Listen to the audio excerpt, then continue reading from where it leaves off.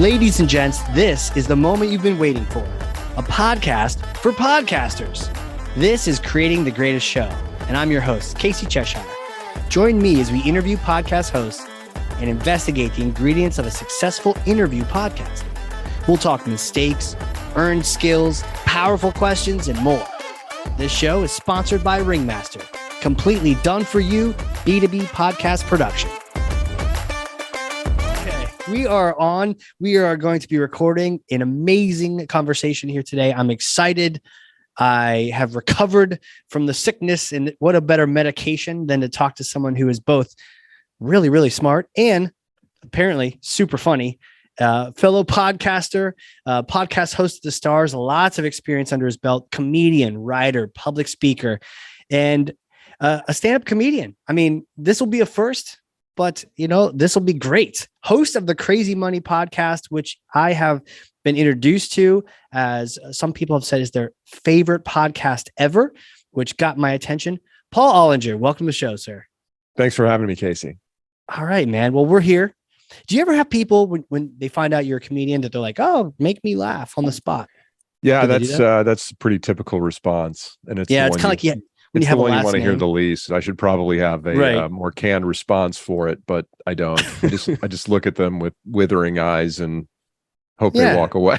Yeah, it's like when people make a joke about your last name, you're like, "Yeah, I haven't heard that one before." Yeah, it's just like okay. Sure, yeah. Or I did magic as a kid, so they're like, "Oh, cool. Do a trick."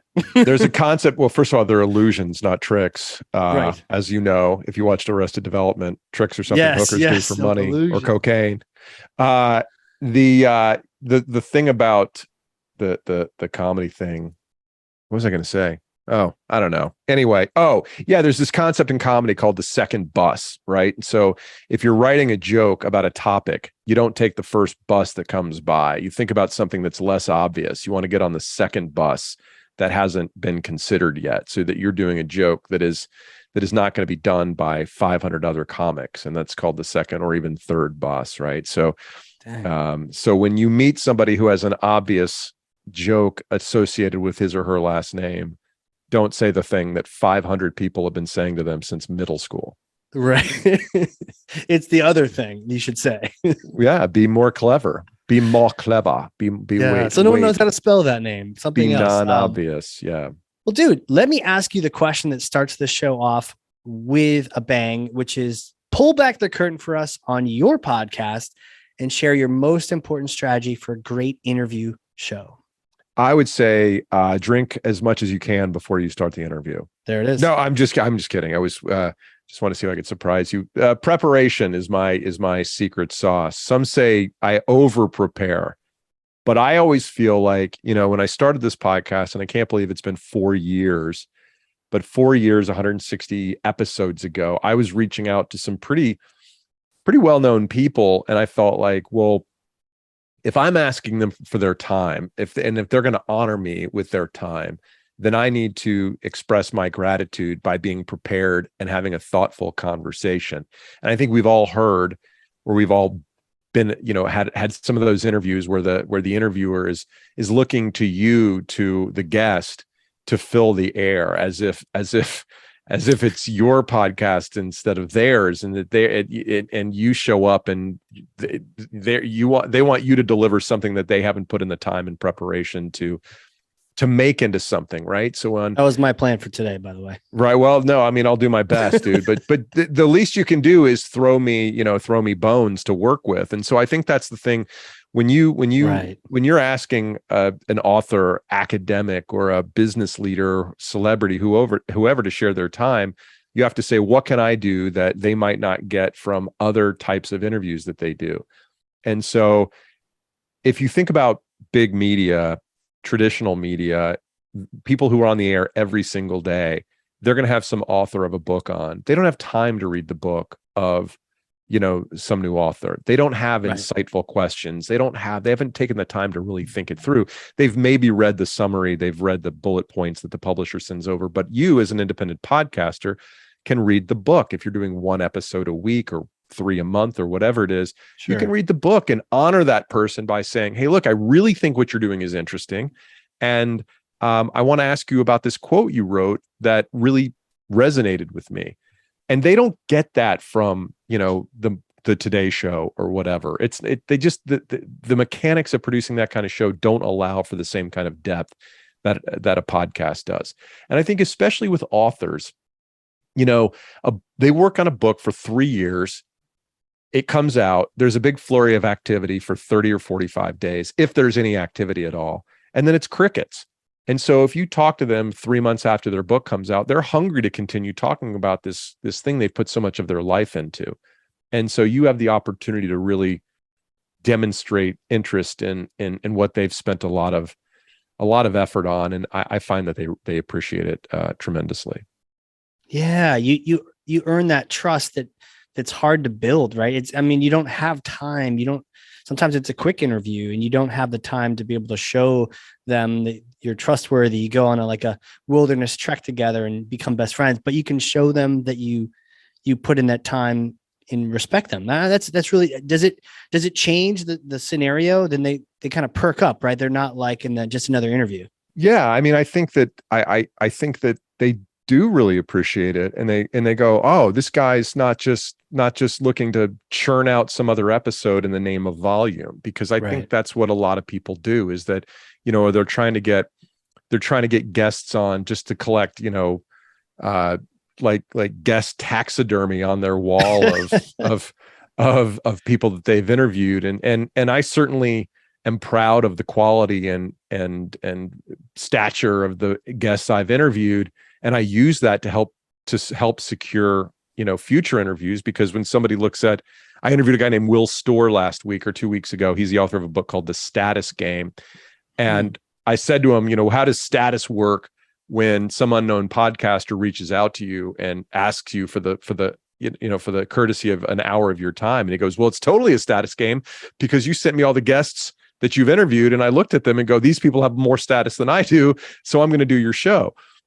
Right. Which is, intentional. But what I really mean to do by that is to show my potential guests, like, look, I'm not a clown.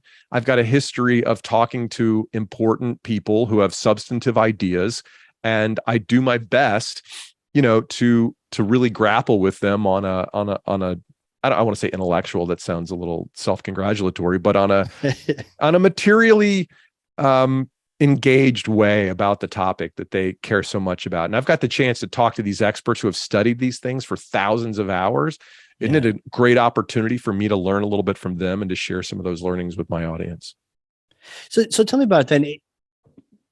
And by the way, I love guest taxidermy. So it is helpful. I just made that up, bro. That was a moment of creation, real life 100%. Right there. It's literally going in the book, and I'm going to put your name next to it. All right, cool. It's definitely there. So it's good, but because it got you the new guy, it got you Storr, but it's also, it can be bad if you make that number one, or how do you balance that? Well, it's an interesting question. And I think that it works for some people and doesn't work for others. For example, and this is just my experience, so take it for what it's worth.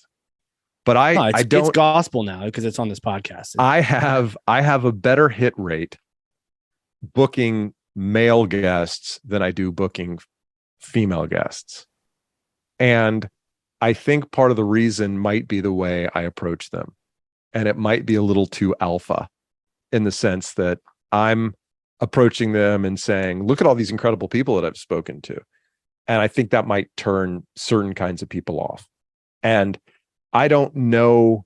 I've really taken great care to reach out to more women, because I don't want I don't want my podcast to be just some bro podcast.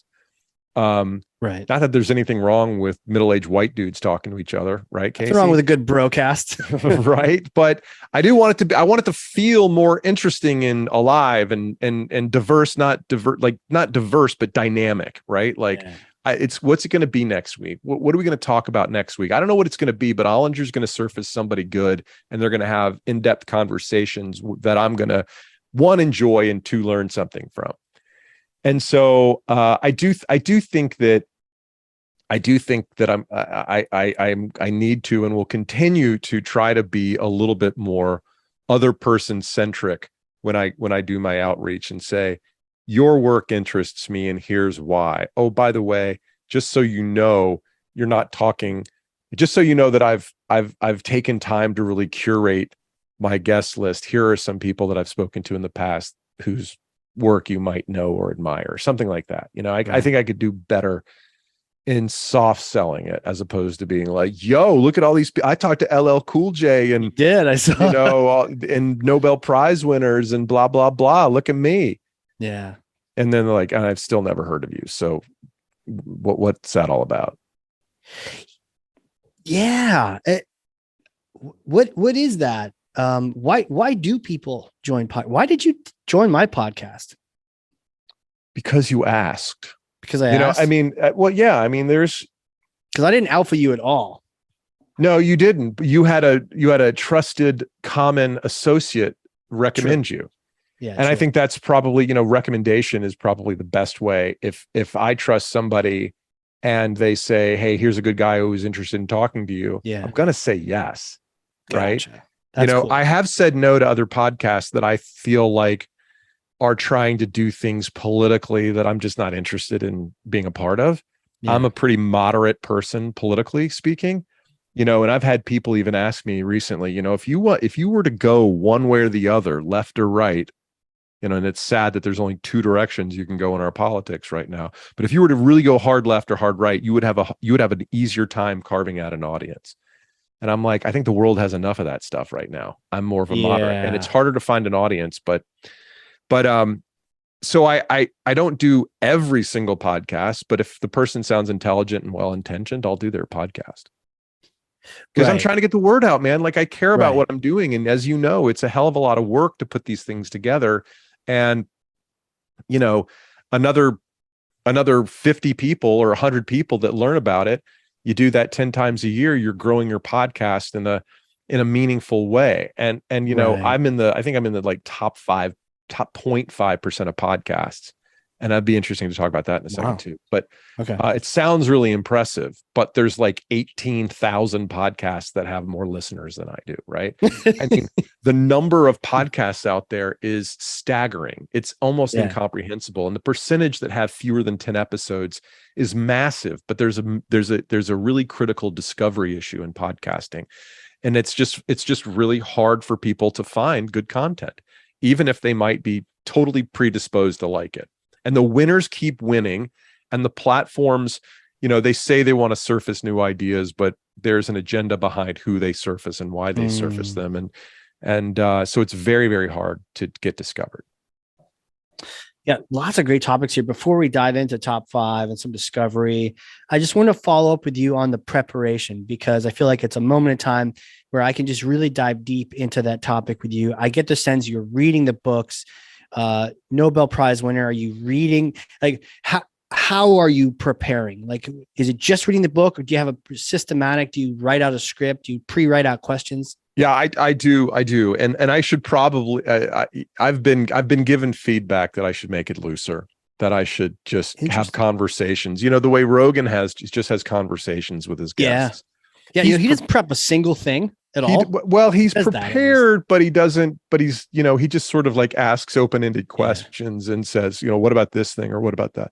He does read the book, I think. And he kills time. Well, for some people he does, but then he, you know, they talk about UFOs and, you know, how to live to 1,000 years old and stuff like that. And sometimes like for Rogan, I'll look at who he has on the show, and I'm probably interested in about 20% of the people that he has on. Yeah. But for those 20%, I'll listen to 3 hours of the conversation. I'll listen to Quentin Tarantino. I'll listen to Adam Derwitz from The Counting Crows. I'll listen to, I can't remember who else, but like, I don't care about MMA. That's not my thing. I don't care about cryogenics or, you know, putting your brain on ice or whatever the hell it is. Right. But I do care about like cultural icons that he can get. Roger Waters was on from Pink Floyd. And I'm like, oh, I want to listen to that. Turns out they talked about politics for the first 30 minutes and I wanted to hear about the music. But anyway, how do you prepare? I prepare by reading the book.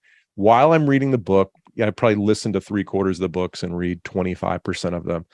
But as I'm reading the book, I'm making notes. I'm writing in my notes app on my phone and on my laptop simultaneously.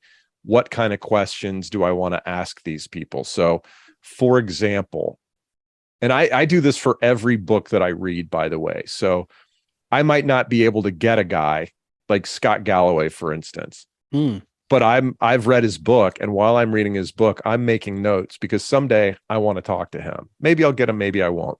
But Richard Reeves, for example, he's a guy from the Brookings Institution. He came on years ago to talk about his book, The Dream Hoarders, which is all about upper middle class people and how they're doing better, and sort of that there's basically this glass floor below the upper middle class in America that makes it hard for people to change class status and stuff. He's got a new book out about men and boys, and that I've read, and I'm probably going to interview him, but I've got all these questions that I'm going to ask him. We talk about the gender pay gap. What kind of men does the world need? I'm reading my questions, by the way.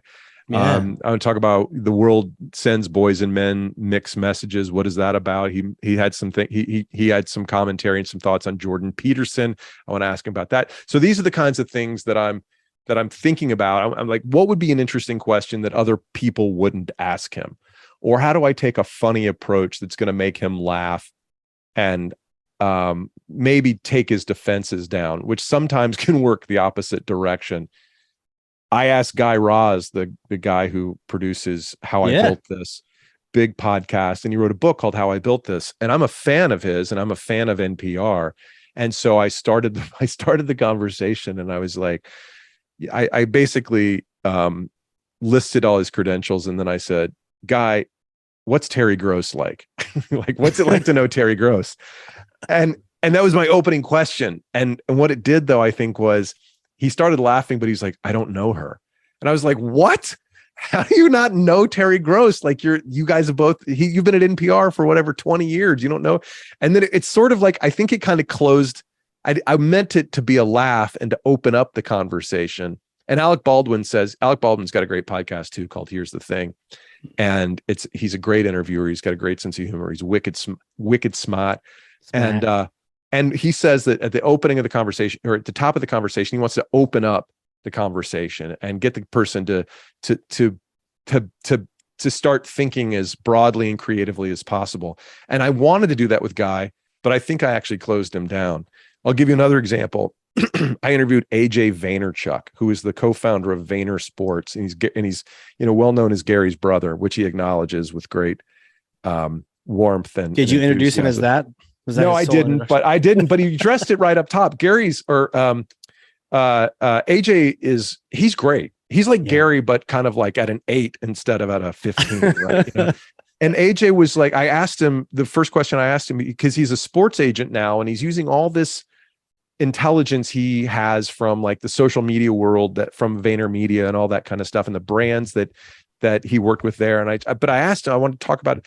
I wanted to get him thinking about what sports meant to him. And so I asked him who his sports idols were when he was a kid. And so you could see him look back into his head and say, oh, these are the people that I really loved growing up. And so you want to get them into sort of this place where they're emotionally engaged, and they're sharing stuff that's about who they are underneath, the skin, as opposed to, hey, here's the talking points I have on this book.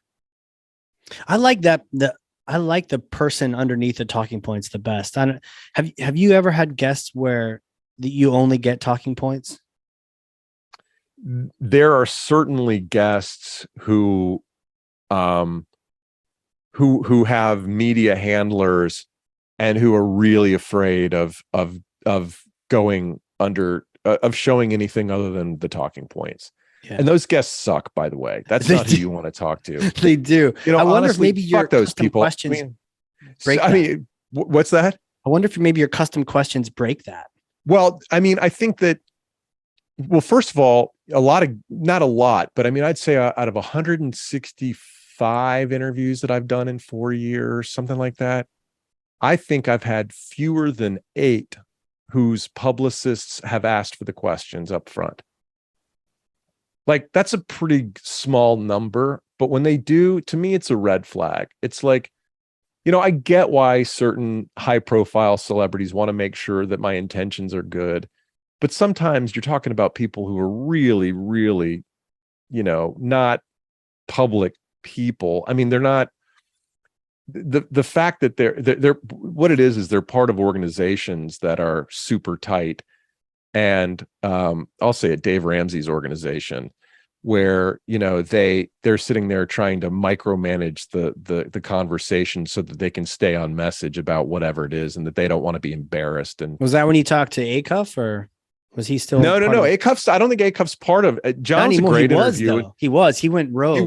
He was this. I talked to him afterwards, and I didn't look. I'm not making fun of Ramsey. But like, I'm not a fan, and I think because I don't think he's genuine, and I think he's full of it, and I think that, you know, like, it was one of his guys who has since been fired because he had an affair or something, and I can't remember his name, but it's all kind of like, I heard he got fired because he went into debt. No, he went into something, but it wasn't debt. He went into someone, not something. Someone instead of something. Yeah, so anyway, I think that, you know, they want to stay on message, and like, you know, if you veer from that, or if you know, and like, that's not fun. Who needs that? Like the reason podcasts are fun is because there's no rules, is because you can't be censored, is because this is actually, and these are the good and bad of podcasting, is that anybody can do a podcast and they can do it any way they want. And as long as you don't veer into some pretty vile hate speech, you can create anything that you want. Now, the downside of that, obviously, is that the supply of podcasts out there, especially of sort of, you know, linear one-on-one conversations like this one, is the supply is unfathomably large. And so how do you do something that's different? You try to bring your personality to it. You try not to stick to the rules. Anybody that wants to stick to the talking points, like, that's just the same old bullshit you're going to get from the next podcast. Right. So who needs that? Like, we want to try to unearth each other's humanity in these conversations. Otherwise, what's the point? Because if you're not going to do that, how are you any better than the nightly news or, you know, some broadcast network TV show? That's what they do. Yeah. They do, you know, they reduce, you know, I remember the Rogan thing, maybe it's been about a year, right? And I watched CNN, and CNN had like literally a 90-second, you know, segment about the whole Joe Rogan problem. Joe Rogan has produced what, 1,000 episodes, something like that, more than that. Yeah, like 18, probably now 1,800. Yeah. Okay, times at least 2 hours per episode. Yeah. So he has produced almost 4,000 hours worth of content on his show. And they're going to reduce the thing to 90 seconds. What a perfect like contrast between the two media forms, and why people are choosing to go to the podcast instead of just relying on what's been served up to them in tiny little sound bites that barely scratch the surface of the issue and only serve one side. So podcasting has the opportunity for people to really dive in and really get deep and you know, you're literally in their ears, right? I mean, like, you're with them, you're with your audience when they're going on a walk, when they're driving their kids to school, after they drop their kids off, you know, while they're in the gym. Like, you're their companion, and they're trusting you. They could choose. There's 18,000 other podcasts that have more listeners than me, and that's just the one that have more just to have more listeners. To say nothing of audiobooks, to say nothing of YouTube, et cetera, et cetera. Like, there's so much choice that you have to bring something different to the table, or you're you know, like, you're the same old thing. And I mean, and I think that's what that's something I have to push myself on all the time. On one hand, it's like, I just want to be like, I just want to be the channel by which I get to help my audience experience somebody that I find to be really interesting, and that I'm serving the audience in that way. But I think they want more. I think they want personality, and that's why, you know, like, the Smartless guys are so popular, and I'm blanking on some other folks, but, you know, these are people they want to get to know better, and people that they trust and enjoy hearing. And you got to bring that to the conversation. And if you just read their talking points, that's a bunch of you're not serving the audience when you do that. Right. You're basically redoing a show that's already been done 4 other times. That's right. You might as well just go watch that other one. The worst, you know, some of the more challenging things beyond just like somebody that's like, okay, we want to see your talking points and blah, blah, blah. The challenging ones where you get sort of I'll get halfway or even a quarter of a way into a book and be like, oh, this isn't as interesting as I thought it was going to be. I thought this Isn't was that going to be most books though? Most books can be solved in a chapter, I've heard. Well, I think that's right. And I know another very, very popular podcaster, when he interviews authors, he says, I read the first 3 chapters of their book. I don't have time to read, the whole book. And he doesn't. They produce far more than I do, far more frequently than I do. Right. And so, that's understandable. And I do think most books could be 50 pages as opposed to 310 or whatever. But nobody wants to, pay $24.95 for a 50-page book. But I mean, even more than that. Not that it's just too long, but that I don't agree with the theories that the author is espousing, or I find the writing to be totally boring or something like that. And so what I try to do in that place is to say, okay, well, what if I were sitting next to this guy at a dinner party? What would be the best questions to ask him so that I wouldn't want to blow my brains out during dinner? And so that's do you ever sort of how I disagree think with about your it. guests? Yeah, all the time. But what's your approach to it? What my approach is to ask people on whose points of view I agree with. But I mean, I don't like, dude, I think that there's an argument to be made that having people on that you don't agree with makes for, more friction and more interesting. And I could own somebody, I owned a liberal, or I owned a far right conservative. I should have Marjorie Taylor Greene on. It's like, why would I want to give her 1 second more promotion than she's Wait, is that the already lettuce person from the UK? No, who's the lettuce she's person? that was the former prime minister who lasted for just less than, her shelf life was less than a head of lettuce. Marjorie Taylor Greene is the Republican Congresswoman from a district just north of Atlanta here, who is absolutely batshit insane. And by the way, I'd happily vote for an intelligent and moderate Republican or an intelligent moderate Democrat. So all I'm saying is cable news is designed on confrontation. It's designed to put people against each other and to raise the level of outrage in the country. And that helps ratings, but I think there's far too much of it in the world, and I don't want to contribute to it, which probably hurts my ratings, but I'm not going to be a part of that poison that's dragging our country down into this crazy stuff that happened with Paul Pelosi last week. I mean, like, that's what ends up happening when you play that game. So many things to ask you about. Before we go into Discovery, the opener question. I like to call it the Q1 question, the first question. You mentioned making it a broad question. Do you put any extra attention into that question with your guests? I know we had one that didn't quite work with Guy. Do you give it more attention, or is it just one of those things you'd love to have asked?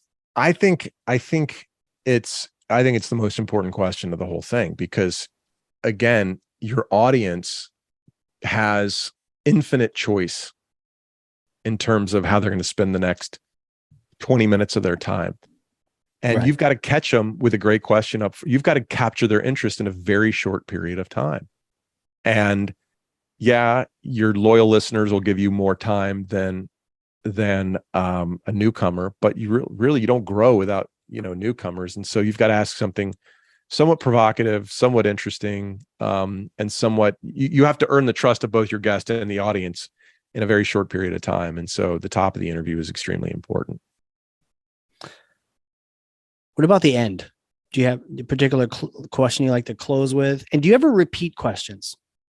What do you mean, do I repeat questions?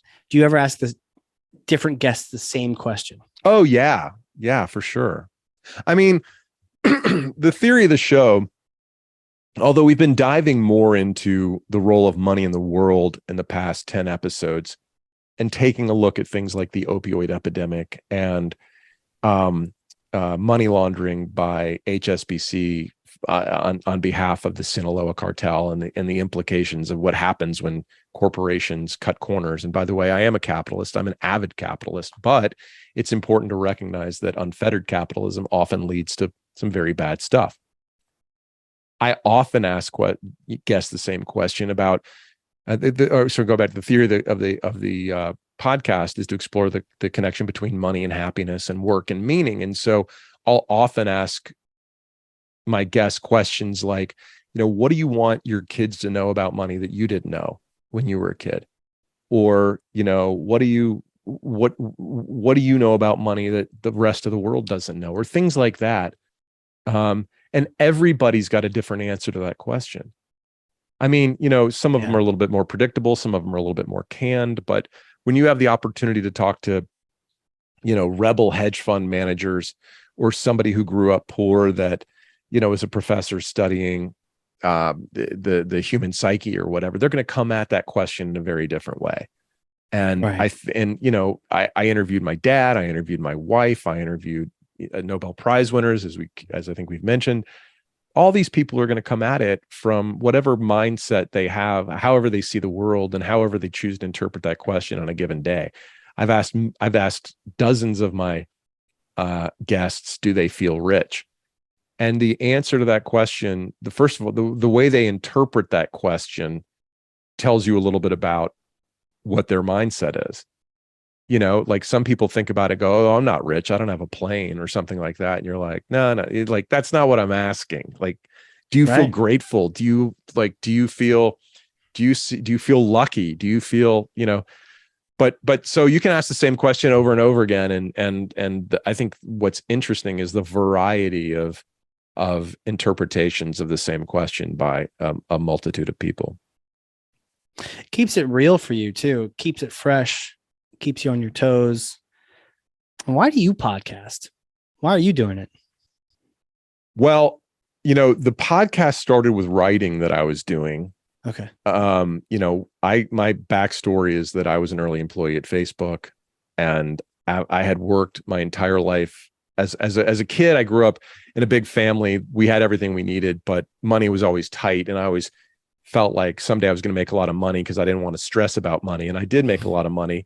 And then I retired at 42, and I realized in a very short period of time that that was a horrible mistake. And I realized there was all these truths about money that we take for granted that actually aren't truths at all. They're myths. The fact that we'll ever feel rich, because the more you make, the more you get used to having that amount of money, and the more you start comparing yourself to people who have even more money than you could have imagined before you made money. When you're worth $1 million, you hang out with people who are worth $500,000 to $2 million. When you make 5, it just keeps growing and growing. And what looked like a big luxury, I want a lake house. So you get a lake house, and then you're like, well, I want to join the country club up here at the lake. Oh, and then I want a mountain house, and blah, blah, blah. Our appetites always keep growing. So anyway, there's a dozen myths, primary myths around money that I ran into. And, they can basically be summed up in money's not going to make you happy. If you're not happy, more money is just going to amplify your grouchiness. It's not going to solve the problems that you feel when you look in the mirror. Right. And so I wanted to explore that. And I wrote a book, I wrote a manuscript, and I wasn't able to sell it, but I was able to start a podcast talking about these issues with people that have informed points of view or personal, very interesting lived experiences on the topic. And it's been really, really rewarding. Did you ever self-publish that, or is it? I did not self-publish it, but I work on it a little bit every day, like it's still I'm just trying to figure out, it's still in stealth mode, but I'm just trying to figure out how do I make it as relevant to as many people as possible without watering it down? And so I put it aside for a couple of years, but it's not dead. That is the question, right? Relevant to as many people as possible without watering it down.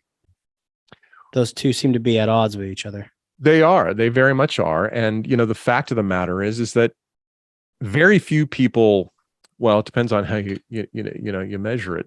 On a relative basis, there aren't that many millionaires in the United States. I mean, there are actually millions, right? But a publisher wants to think about what's a problem that 100 million people have. Right. Everybody wants to lose weight, make more money, or get laid. Those are the 3 big themes. Those are 3 human themes that are true for almost everybody on the planet. And that's why there's so many books on that topic. When you write a book about how to solve rich people's problems, one of the problems you run into is that nobody identifies as rich. I don't think of myself as rich, not really, but I mean, empirically know that I am, but I know so many people who have more. I think about my affluence relative to them as opposed to the 99% of America, to say nothing of the rest of the people on the globe who have less than I do. And so rich is relative. Rich is a ratio of your wants versus your needs. And that makes publishing to an affluent audience kind of difficult. That doesn't mean it can't be done. It doesn't mean it shouldn't be done. But I think that there are more effective ways to try to tell that story than just writing a book to the 0.5% of the people in the country. And that's on me. I got to figure that out. Yeah. But I definitely see the need for doing that. I don't know if you've encountered this, at least on this podcast, you're the guest. So you get to finally talk because you're asking all these really good questions of really smart people on your show. Do you ever find the need to try to balance that out? I mean, you learn so much and you'd love to, I'm sure you'd love to share it. Like I'd love to even take this podcast on a complete 180 tangent, just talk about money and learn from you what you've accumulated over 160 shows, but that's not what the show is. But you know what I'm saying? Like, I'm sure there'd be I'd love, do you do solo episodes or how do you get that information out? Well, I think it comes out, what I'm trying to do is have other people tell the story, to have people go, to piece it together. Okay. So for example, I interviewed a guy named Barry Schwartz. Barry wrote a book called The Paradox of Choice. He taught at Swarthmore, psychology at Swarthmore for decades. He's now at UC Berkeley. And he wrote this book called The Psychology of Choice. And it's a perfect, The Paradox of Choice. Paradox, yeah. And the paradox of choice is this. We as Americans believe, as Western people, whatever, we believe that choice equals freedom and freedom is good. And if some freedom is good, then more freedom is better. But what happens is our brains can make good decisions with like 2 or 3 choices, beyond which we have a harder time deciding and we have far more regret when it comes to the choices that we make. And that is true whether we're picking out a can of soup, a pair of jeans, or a job or a life partner. All right. So really what we want is a limited number. We don't want Soviet deprivation, right? We don't want no potatoes on Thursday, right? That's not choice. But we don't want, 374 pairs of jeans, straight leg, boot cut, super skinny, husky, acid washed, stone washed, blah, blah, blah, blah, blah, right? That just blows our brains out. And we're just like, just give me a couple of choices and they call it satisficing, not optimizing, but like, give me something that satisfies basically 8 out of 10 things that I need and I'll be good. Otherwise, we overthink, we regret our decisions. We have FOMO, we have all this kind of stuff. So Barry, that conversation is a great way to think about, okay, well, maybe the assumption we make about other things like money, that if you have 100% flexibility in how you spend your day, that it might actually be more of a mind screw than we anticipate. Because a job, for example, when you wake up every morning and you know where you have to be, it feels like a grind. But guess what? It satisfies your brain because your brain doesn't have to sit there and go, what should I do? What should I do with my life? I can do anything. What if I pick the wrong thing? We're not prepared to do that. And then the job also provides like a place in the world. A job, and you think about Maslow's hierarchy of needs, okay? There's safety, physiological needs, food and shelter, whatever. And then there's belongingness, right? Above which is esteem and then self-actualization. All right. Belongingness isn't something you think about when you're working 70, 80 hours a week, flying 100,000 miles a year, missing your kids' first communion, their play, whatever, their soccer game. That's not what you're thinking about. You're thinking about this job is getting in the way of me living my life. But in fact, that job provides you with a place in the world and respect from the network you've built in the industry. And you don't think about that until you bail or you get fired. And then there's a reason beyond just the financial that people who lose their jobs get meaningfully depressed. And it's because their identity was stripped away from them. Now, granted, the financial fear is also real and worth, thinking through, but like it's humiliation and it's a loss of a place in the world. We don't talk about that stuff. We take work for granted. And I took work for granted until I bailed. And by the way, I bailed with enough money to never have to work again. But these are some of the tricks that money plays on your mind. And you think that I don't need that paycheck. And you go, okay, maybe you don't need the paycheck. What about a place in the world? What about respect from coworkers and having having people who need you? What about that? Because you need that outside the home. The home is great and it's really important. But like, especially I think as men, we need to demonstrate our ability to contribute to the tribe in ways beyond just being a good dad, which, by the way, there's nothing more important, but it doesn't mean that alone is going to satisfy your desire to contribute to the world. Yeah. Got to pick up that spear and go get a woolly mammoth. It's absolutely true. Yeah. It's absolutely true. And we are our ancestors. I've been working on this comedy bit. Like, we all talk about turning into our dads, like beyond just losing our hair and bitching about the light bills and don't touch the freshly painted wall and all that kind of stuff. We don't turn into our dad. We turn into our dads, like going back thousands of years. We're not independent of the savages that, roamed the savannas in Africa. With the way we see our tribe, the way we're wired to respond to fear and threats more than we are to good things is all based on trying to stay alive on the savannah. And like, you think you're not hard-coded with that stuff, you're wrong. Try to avoid it. See how that works.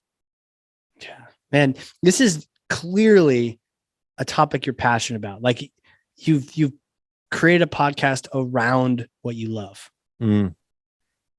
What's challenging? What's the dark side? If this is just you living in the passion zone, what's the biggest challenge right now?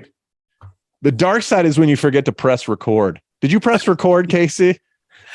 I did. Thankfully, there's a little icon saying recording. No, the dark side, dude, is the same. It's the same self-doubt that we all have. And I have it, one of the reasons I worked so hard for my entire life is because if I work, and this, by the way, is why one of the reasons why work is so important is because I knew if I work hard and I get an A, then I'm doing okay. If I work hard and I get I hit my goals in sales, then I'm doing okay. If I get a promotion, I'm doing okay. Blah, blah, blah, blah, blah. If I'm moving forward, I'm doing okay. The challenge, sorry, there's a plane flying over. Was that your G4? No. I quit. Had I stuck around at Facebook another couple of years, I would have a plane, but I didn't, and I don't, and I'm okay with it. Really, I swear to God, I don't think about it ever. Just kidding. No, but there's a question of enoughness, and I know I walked away from my corporate career, not even thinking that anybody I would ever know would have a plane, and yet I know dozens of people who fly private all the time, and so, and it's a matter of controlling those voices in your head that want to prey on your inadequacy. And that's I might have taken off track with the G4. No. I'm coming back to it. I'm coming back to it. Right. And that's the same thing in any creative pursuit. What happens is, because now I'm a comedian and a podcaster, right? And in any creative pursuit, you walk out of the structure of the corporate world where, you have quarterly goals, you have annual compensation, blah, blah, blah. And you get a report card, and then, you get a paycheck, and that paycheck, big or small, is a biweekly reminder that you matter. Whereas doing a podcast, I can look at the numbers and say, okay, X thousands of people downloaded it, X thousands of people listened to it, but you don't have quite the same feedback mechanism that you have with the working world. With comedy, I'm out there, swear to this happened. Last Thursday night, I murder in front of a sold out theater, 700 people, something like that. Murdered. Okay. Everybody told me I was a great guy. Sunday night, 3 nights later, I'm performing in front of 6 people, cinco, seis people, right? And it was just because it was the night between Halloween and the Saturday night before Halloween when everybody goes out. So nobody went out on Sunday night. But it's like there is no like sort of like making it in comedy permanently. And it's like, and every show is a new opportunity to either prove yourself or just fall flat on your face. And so the self-doubt is always there, and it's always sort of talking to you in the back of your head. And it's like, my podcast should be bigger. I should be more popular as a comedian. I shouldn't have to work so hard to just get stage time. I've proven myself. Yeah. But all that stuff is negative talk, and it doesn't help you at all. Certainly there was no shortage of that in the working world as well. It's just a different variety of the same kind of thing, and if you think, by the way, if you have a job that you're doing and you're pretty good at, and you think, well, I'm going to quit my job and then I'm going to go chase my dream of fill in the blank, whether it's podcasting or becoming a chef or a painter or whatever it is, trust me that even if your career goes very, very well, your new career goes very, very well, you're going to have the same frustrations to some degree in your new gig that you had in your last one, because that's just work. That's what it is. And if we don't have problems, our brain will find them, and there will be frustration. So I do have to stop and tell myself, I'm doing exactly what I want. I'm talking to interesting people.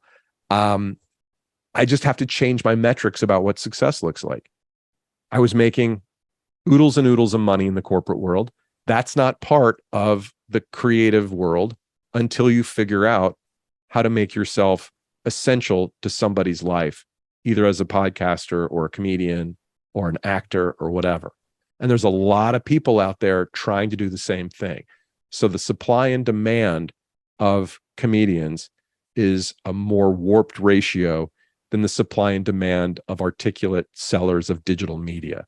Mm-hmm. Morgan Housel, who's somebody I interviewed, he wrote a book called The Psychology of Money. And excuse me, he has a quote, which wasn't actually in the book, but was in another article that I wrote. The world doesn't care if you're good. The world doesn't pay for skill. It pays for scarcity.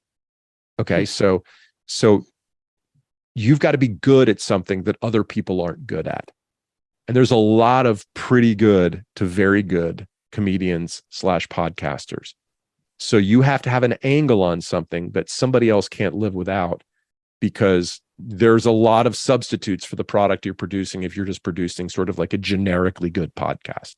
And that's basically like, look, dude, I'll be honest with you. I'm more than a pretty good comedian, and I'm more than a pretty good podcaster, but the world doesn't pay for that. The world pays for scarcity. So you got to figure out, where do you fit where others don't?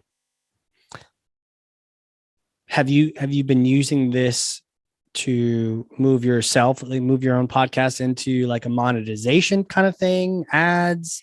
Have you figured out how to make those metrics line up? Well, yes and no. The fact of the matter is that from an advertising perspective, the only way to make any interesting money whatsoever, to even justify the effort you put into the ads world, is scale. You have to have at least 10,000 downloads an episode to make. It's a lot. I don't know. It's a lot. To make $500 an episode, you need 10,000, or maybe a little bit more, maybe a little bit less.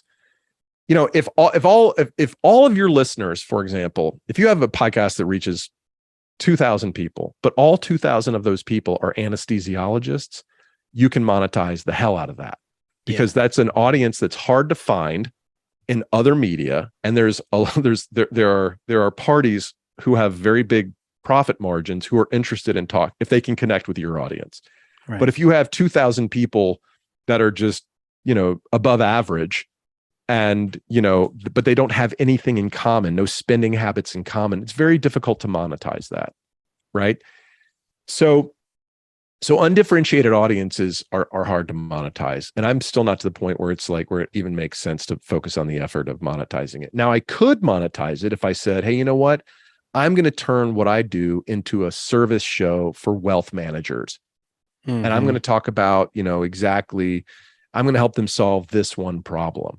And if I amassed, an audience of wealth managers, and I kind of talked generically about, money, or if I talked about investment services and, software to diversify your portfolio, there's money to be made selling those kinds of products, but that's not what I care about. Yeah, that might actually suck doing that. Well, and there's other people who know a lot more about it doing it than I do. And so I just am going to keep doing what I'm doing and continue to try to tweak it a little bit to make it as interesting as possible. And at a certain point, I don't know, we'll see what happens.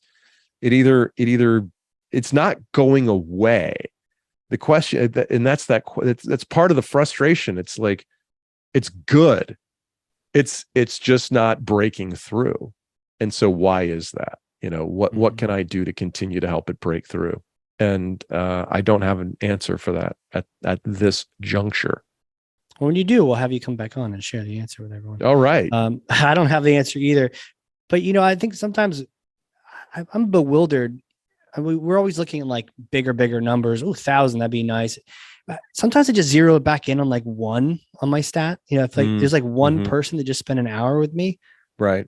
It feels cool. It's weird though. I don't know they spent an hour, right? They could have bounced after 5 seconds, but it's so neat to think that someone joined you, even one person, human somewhere joined you on this journey as you're learning from a Nobel Prize winner or something like that. Yeah. Well, I mean, the rewards are, if it was one person, you might as well just pick up the phone and call them, because you don't have to read a book to, to have that phone call, but whatever.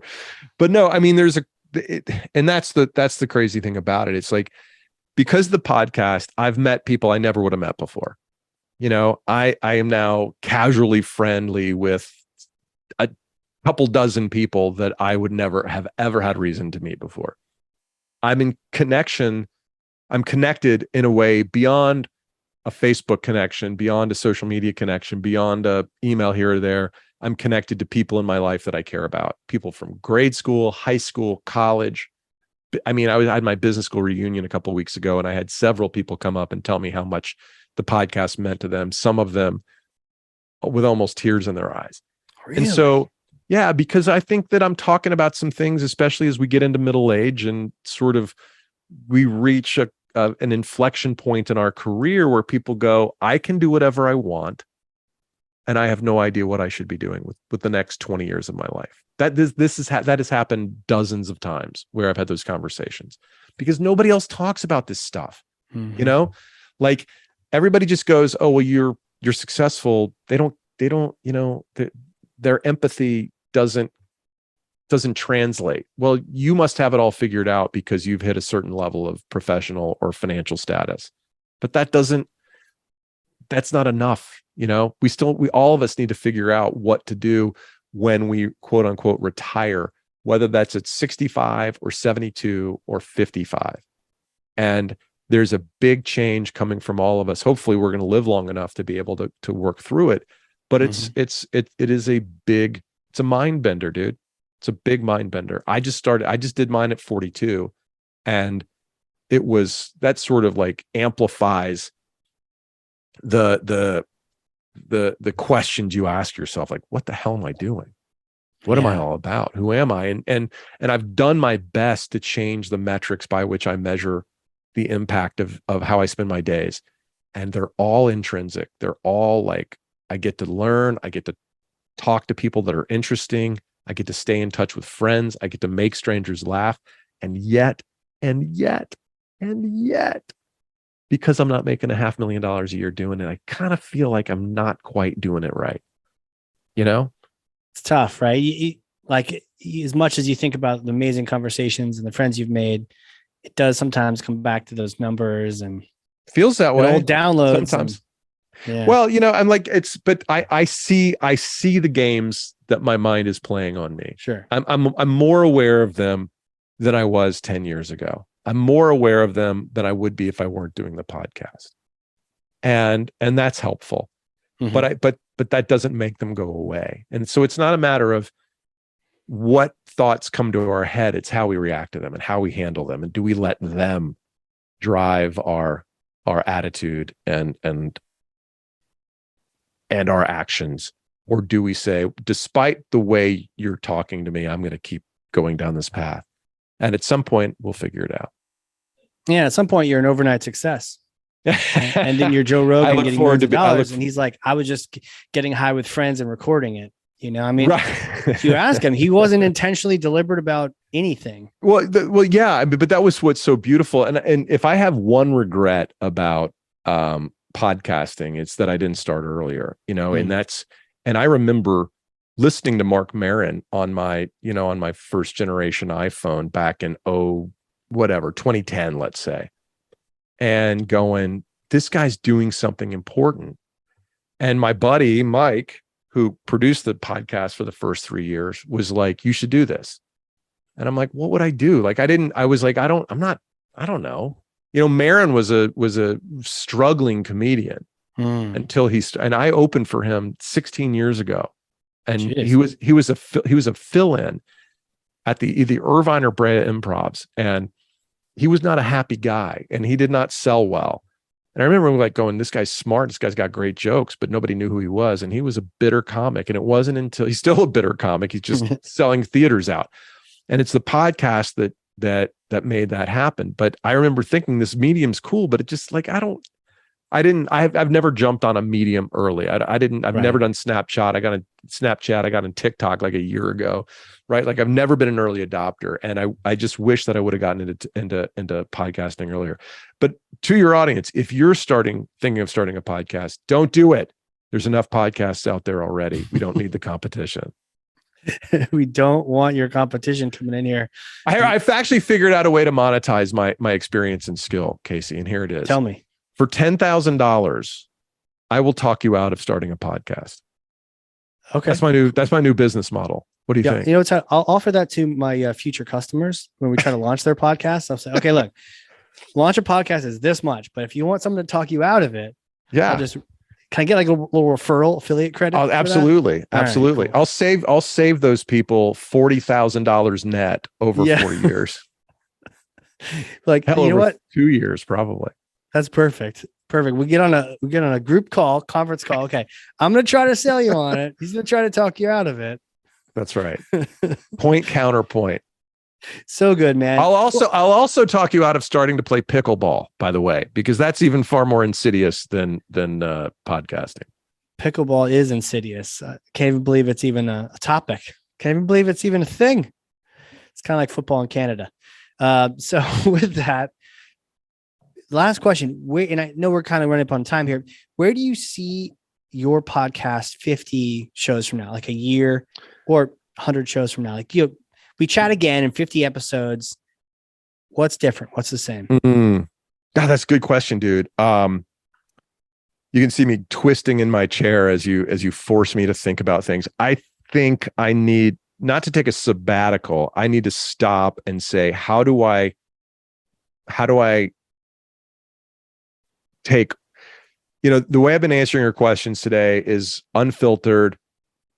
I'm not self-editing. I'm answering passionately. And if I could do that when I'm talking to the camera, as opposed to answering your questions, then I think the podcast would be far more successful. And I think I need to figure out how to bring more of that passion to each episode, because asking people questions and sort of putting it all on them, even as prepared and all that as I am, it's not as engaging as listening to somebody talk about what they really deeply care about. And so I think I've got to get more of that. I got to get more emotion into the podcast. How do you do that if you're asking questions? Well, that's a good question. I think bringing humor to it, trying to just really think through the questions that, I don't want to shock my guests, but I think to ask them things that are going to put them back on their heels just a tiny bit, or to look inside themselves, like the question I asked about AJ Vaynerchuk. That conversation it should be like two guys talking at a bar. It shouldn't be about like, it should be less about podcasting should be true, like two people talking, as opposed to, one person with a microphone asking questions to the next person. Okay. And then what happened? And then what happened? Although there's some of that really needs to be explored, especially if you're trying to tell stories. Like if you're trying to expose, or if you're trying to share things that happened with companies and executives that, that embezzled money, you have to allow them to tell the story. But I think you've really got to get into have people bare their souls to you. As a buddy of mine asked me, he's like, how does your program stimulate my lizard brain? How do you, and because that's why when you see TV shows about money, what are they called? American Greed, Dirty Money. They're called, there are things that are either about like, or it's Real Housewives of Orange County, where it's just like these caricatures of what rich people look like, or it's crime, or it's greed, or it's theft, or it's families that fell apart because of money. All those things stimulate they either turn us on or scare us, right? Or draw you in some way. And that's why murder podcasts are so popular, is because they really, and miniseries on Netflix are so, like the Jeffrey Dahmer thing. It's like, empirically, you hear about that and go, that's horrible. But, the reptilian part of our brain is going, oh, tell me more. Tell me more. This guy did what? Oh my God. And so I think the way we could do that in terms of stimulating that emotion, that connection, is to get people to just really say things they wouldn't say other places, like to tell me what they're really thinking about, Yeah. Whatever the topic is. More of a two-way conversation, less of an interrogation, less of an interview, right? Because the interview, it kind of encourages them to be polished. Sometimes I try to tell stories back in order to do that, but then it's that fine balance of we're not tuning in to hear me tell a story. We're tuning in to hear you tell a story, but you need to hear that as a guest so that that it's like a two-way street here. And it's not just me asking you the same questions. Yeah. Yeah.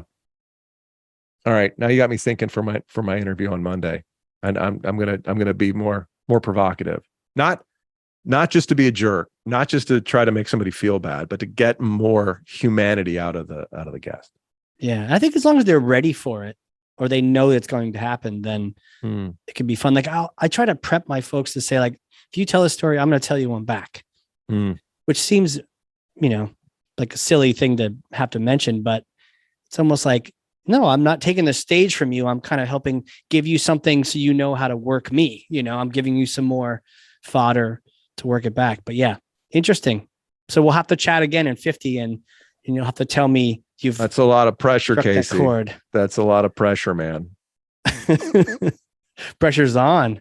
I like it. Pressure's on. Well, thank you so much for coming on here. Where can people connect? Throw out the podcast, throw out URLs, wherever you want to go. Well, if you have an iPhone, the best place to listen to anybody's podcast, because this is sort of your Apple statistics are your basically your surrogate numbers for how your podcast is doing. So go to the Apple Podcast app and search Crazy Money. Spotify is a great second place one, especially if you don't have iOS. I love me some Spotify. So go to Crazy Money wherever you get your podcasts on. Be sure to rate it and leave a review. I would greatly appreciate it. And my website where I have my show dates for comedy is paulollinger.com. That's OLLINGER. Boom. There it is. So many more questions to ask. So we will have to have you come back. Maybe I'll have to prep these questions and we'll have to talk through it. Dude, thank you again, Paul. You're the man. Thanks for being on here. Great to meet you, Casey. Thank you for having me. All right, everyone. If you've learned something from this, and I freaking know you have, because I literally have 2 pages of notes over here, front and back, then share this with someone. Be a thought leader to one person, 9 people, 3,004 people. That's how you get good information to other people's hands. And with that, Paul, thanks again, dude. Thanks for having me. See you next time. All right, everybody. It's been another crazy episode of Creating the Greatest Show. We'll see you all next time. And next time doesn't have to be next week. Life's too short, and we have way too much to talk about. Find show notes full of takeaways, lessons, and links at creatingthegreatestshow.com.